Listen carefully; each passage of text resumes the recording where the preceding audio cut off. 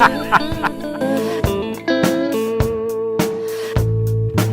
morning. It's another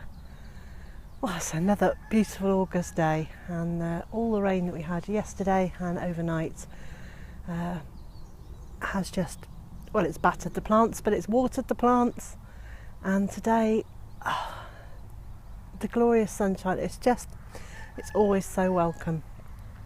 So excuse me squinting, it's because it's incredibly bright, but I'm really not complaining. I love it when it's like this. I love the warmth and the stillness and the brightness, and so do my chickens. These are, well, most of them are the Brahma babies, except they don't really look quite so much like babies anymore. The Colombian one, which is the white and black one, just at the feeder now, he's actually bigger. Well, he's bigger than Diesel, and he's bigger than a lot of our laying girls, and yet he's only a matter of weeks old. He's going to be a humongous chunky boy. It's day 4 of my 50 days of harvesting, and this morning I'd been round to my neighbour's house and I asked if I could collect a few windfall apples, and they said, knock yourself out, go and help yourself, have as many as you like. Yay! So I came home and I weighed them and there were about 30 pounds of enormous, just lovely apples, and they needed a wash because they'd been on the floor and were a bit muddy, you know, and they're bruised, and actually there's quite a bit of codling moth in them, but none of that is a problem. I've cut round all of that, and so I washed them and then cut the yucky bits off. So I filled this pan with quartered apples, and skins are still on because I like the flavour that gives, and this is going to be apple sauce. So I've got jars in the oven sterilising, and the lids are boiling away here so that they're sterile too, and very shortly I'll have my first few pounds of applesauce in jars, and they will then sit quietly until they've cooled down and the lids go pop, and I know that they're vacuum sealed, and then I'll probably store them in the cupboard, in that messy cupboard behind me, which is where I have the very last of last year's jam, and some chutney from the year before last, and some mint jelly, and something that somebody gave us that I'm not going to like, but apparently Mr. J does.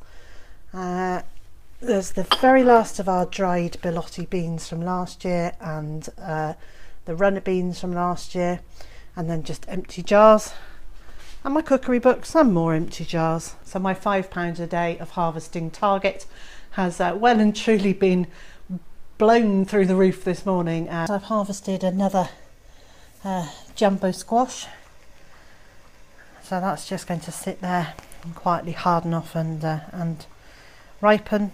I've had 2.5 pounds of runner beans and about 30 pounds of apples, and I've still got the Bilotti beans to go, but obviously I'm not going to pick them unless I can process them today, so they might be tomorrow's.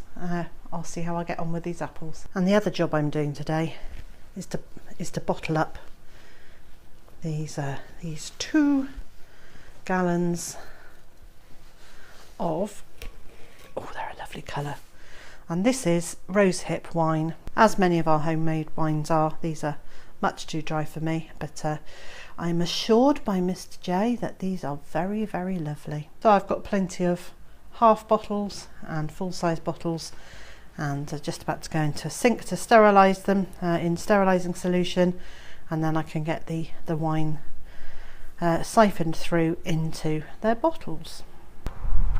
It's jolly windy here again. I don't know why I even bother commenting about it. We live on a windy site. It is more windy than I would expect it to be for August, but yesterday, bit of bad news.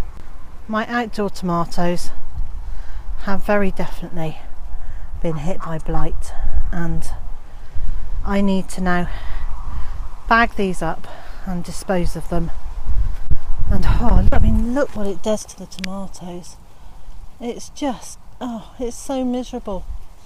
What I have done though is to pick off any tomatoes that don't look like they've got any blight on them, and I've taken them inside even though they're still very green, and I've popped them into a box with a couple of bananas, and the gas that the banana gives off as it's ripening should help ripen the tomatoes, and then I should be able to use them in cooking.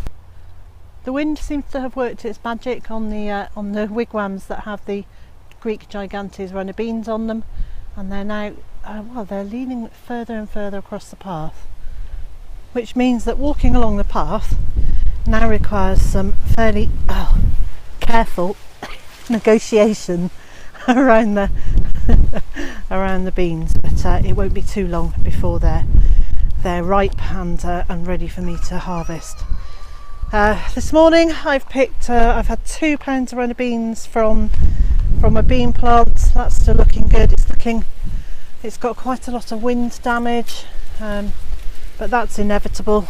And the beans here, my little dwarf beans, well, they're flowering. They're very definitely flowering, and here, look at that. Nature is just so clever. So hopefully I will get a bean crop from this before the winter weather starts kicking in, or even the late autumn weather starts kicking in, and that would be lovely. There's 2 types of yellow bean, a green bean, a purple bean. There's all sorts of beans, and it would just be lovely to be able to harvest some of those as well. The little fatty meat birds have they've just become so endearing. Hello babies. Hello. Hello my little fatties. How are you? You've got a lot to say for yourself. Yes, yes. And they are lovely. And there's one more over there. I don't know what he's doing. You're just having a sit down, mate. The last of the little fatties that I dispatched weighed in at a very decent £5, which I'm really pleased about, and tomorrow I'll be able to tell you how he was, because it is in the oven as I speak, ready for supper tonight. And so for day 4 of my 50 days of harvest, I've gathered in just over 40 pounds of food today, and I'm delighted. I'm really, really pleased. And so, wherever you are in the world and whatever you've been doing today, I hope it's been a good one, and I also hope you can join me again tomorrow.